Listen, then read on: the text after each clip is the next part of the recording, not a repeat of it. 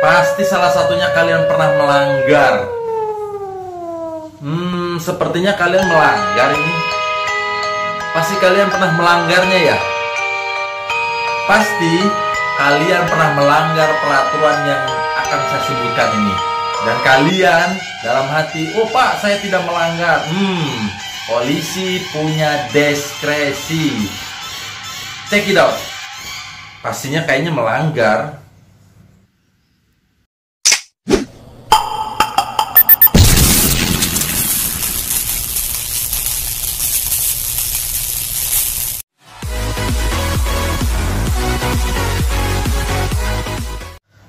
Assalamualaikum warahmatullahi wabarakatuh. Bertemu kembali dengan saya Brigadir Ade Ilyas, anggota Korlantas Polri. Saya akan menjelaskan beberapa pelanggaran lalu lintas yang mungkin kalian pernah melanggar di jalan lalu lintas, ya, atau di jalan raya, dan saya akan menyebutkan undang-undang dan dendanya. Jadi jangan sampai kalian melanggarnya, ya. Oke, kepada seluruh rekan-rekan dan seluruh warga Indonesia, sebelum saya memperjelas apa itu pelanggar-pelanggar yang pernah kalian buat atau pernah kalian lakukan di jalan raya, saya akan memberikan sebuah pendahuluan, yaitu tentang tugas dan wewenang kepolisian, terutama tugas dan wewenang kepolisian polisi lalu lintas. Entah itu di bagian apapun, semuanya diberikan kewenangan dan diskresi oleh Undang-Undang Nomor 2 Tahun 2002. Jadi guys, perlu diketahui untuk seluruh warga Indonesia bahwa Polri mempunyai hak khusus. Apa hak khususnya itu? Hak khusus itu disebut dengan diskresi, sebagaimana terdapat dalam pasal 18 ayat 1 Undang-Undang Nomor 2 Tahun 2002 tentang Kepolisian Negara Republik Indonesia, yang berbunyi, untuk kepentingan umum pejabat kepolisian negara Republik Indonesia dalam melaksanakan tugas dan kewenangannya atau wewenangnya dapat bertindak menurut penilaiannya sendiri. Ingat itu guys. Diskresi itu adalah menurut Kamus Besar Bahasa Indonesia, artinya kebebasan mengambil keputusan sendiri dalam setiap situasi yang dihadapi, ya. Namun untuk melakukannya, di ayat 2 dijelaskan dari pasal tadi, diskresi hanya dapat dilakukan dalam keadaan yang sangat perlu dengan memperhatikan peraturan perundang-undangan, kemudian kode etik profesi kepolisian negara Republik Indonesia. Oke guys. Nah, sebagai contoh guys, saya selaku polisi lalu lintas, saya mempunyai diskresi dan kewenangan untuk memberhentikan kendaraan yang mungkin menurut polisi itu membahayakan kepada pengguna lain. Nah guys, jadi ada kemungkinan walaupun lampu lalu lintas menyala merah, polisi dapat tetap memberikan kesempatan kepada mobil-mobil dari arah tersebut untuk tetap jalan. Hal ini dinamakan pengaturan lalu lintas dalam keadaan tertentu, ya, yang tadi saya sebutkan dalam pasal 1 angka 10 Peraturan Kapolri Nomor 10 Tahun 2012 tentang pengaturan lalu lintas dalam keadaan tertentu dan penggunaan jalan selain untuk kegiatan lalu lintas. Kemudian guys, pengaturan lalu lintas dalam keadaan tertentu adalah tindakan petugas dalam hal mengatur lalu lintas di jalan raya dengan menggunakan gerakan tangan, isyarat bunyi, kemudian ada isyarat cahaya dan alat bantu lainnya dalam keadaan tertentu.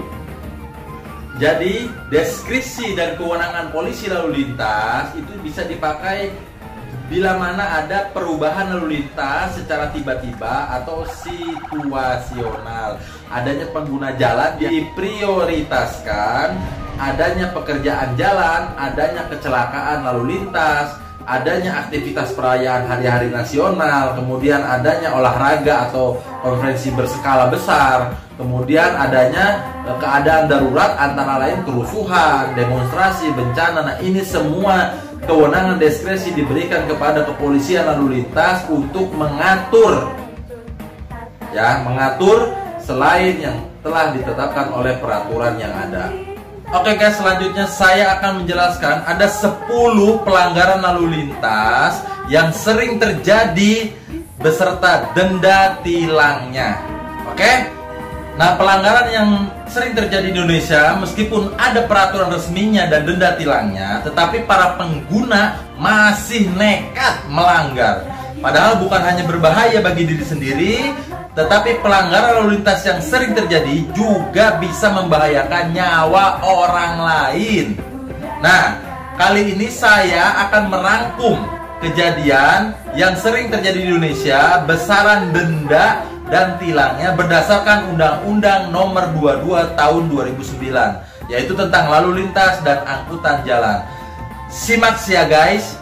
Yang pertama adalah setiap pengendara kendaraan bermotor yang tidak memiliki SIM, surat izin mengemudi, dipidana dengan pidana kurungan paling lama 4 bulan atau denda paling banyak 1 juta rupiah. Ya, dendanya 1 juta rupiah ya. Kemudian pasal yang digunakan untuk melanggar SIM ini, tidak mempunyai SIM ini, yaitu pasal 281 Undang-Undang Nomor 22 Tahun 2009. Oke? Kemudian yang kedua apa? Yang kedua adalah setiap pengendara kendaraan bermotor yang memiliki SIM namun tak dapat menunjukkan saat razia, dipidana dengan kurungan paling lama 1 bulan atau denda paling banyak Rp250.000. Nah ini guys, melanggar pasal 288 ayat 1. Oke? Nah yang ketiga apa guys yang sering terjadi kecelakaan di jalan raya atau Anda sering ditilang? Yang ketiga adalah setiap pengendara sepeda motor yang tidak memenuhi persyaratan teknis dan layak jalan seperti spion, lampu utama, lampu rem, klakson, pengukur kecepatan, knalpot, itu bisa dipidana kurungan paling lama 1 bulan dengan denda paling banyak Rp250.000. Nah, pelanggaran ini melanggar pasal 285 ayat 1. Ngerti? Kemudian yang keempat adalah setiap pengendara yang melanggar rambu lalu lintas dipidana dengan pidana kurungan paling lama 2 bulan. Artinya apa? Pengendara yang melanggar rambu-rambu yang tertulis atau rambu-rambu yang terpampang, entah itu batas kecepatan, entah itu parkir, entah itu melewati garis atau apapun yang telah ada peraturannya, itu bisa didenda paling banyak 500.000 melanggar pasal 287 ayat 1. Ingat itu ya. Kemudian yang kelima adalah setiap pengendara yang melanggar aturan batas kecepatan paling tinggi ya yang sudah diberikan melalui rambu-rambu batas maksimalnya atau paling rendah ya itu bisa dipidana dengan kurungan 2 bulan atau denda paling banyak 500.000 seperti tadi yang saya sebutkan, yaitu pasal 287 ayat 5. Oke? Yang keenam adalah setiap pengendara yang tidak dilengkapi surat tanda nomor kendaraan bermotor alias nggak bawa STNK bisa dipidana dengan kurungan paling lama 2 bulan atau denda paling banyak Rp500.000. Nah, dan ini melanggar pasal 288 ayat 1. Oke? Jadi STNK ini penting guys. Nah, yang ketujuh yang sudah saya rangkum yang paling banyak dilanggar adalah setiap orang yang mengemudikan sepeda motor di jalan tanpa lampu utama ya pada siang hari disetujui dalam pasal 107 ayat 2 dipidana dengan kurungan paling lama 15 hari ya 15 hari atau denda paling banyak Rp100.000. Pasal ini melanggar pasal 293 ayat 2. Oke? Nah, jadi harus dinyalakan guys. Untuk motor wajib dinyalakan lampunya. Kemudian yang kedelapan adalah setiap pengendara sepeda motor yang akan berbelok atau membelok arah tanpa memberikan informasi tentang lampu, Anda pengen ke kiri atau ke kanan tanpa memberikan isyarat, itu bisa dipidana kurungan 1 bulan atau denda paling banyak Rp250.000. Nah, ini tercantum dalam pasal 294.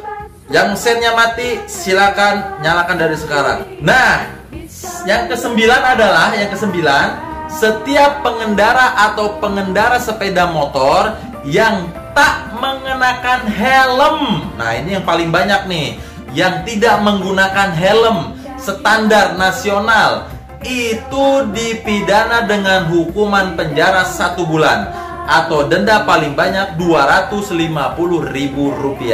Pasal ini melanggar pasal 291 ayat 1 ya. Jadi guys, wajib pakai helm.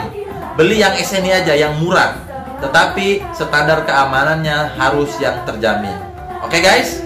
Nah, ini yang terakhir yang paling banyak dijumpai, yaitu setiap pengemudi atau pengemudi yang duduk di samping pengemudi mobil, ini khusus untuk mobil ya, tidak mengenakan sabuk pengaman ya, sabuk pengaman dipidana dengan perlindungan kurungan paling lama 1 bulan atau denda paling banyak Rp250.000. Nah, pasal ini melanggar pasal 289. Oke, yang saya jelaskan ini adalah pasal-pasal mengenai pelanggaran lalu lintas serta denda yang tertera di dalam Undang-Undang Nomor 22 Tahun 2009 tentang lalu lintas dan angkutan jalan.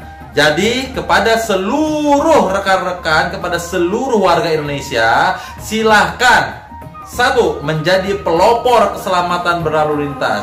Kalau Anda tidak menjadi pelopor keselamatan berlalu lintas, bagaimana Anda menjadi pelopor keselamatan orang lain? Betul apa betul? Jadi kepada teman-teman semuanya, kepada rekan-rekan semuanya, mari kita dukung ketertiban lalu lintas.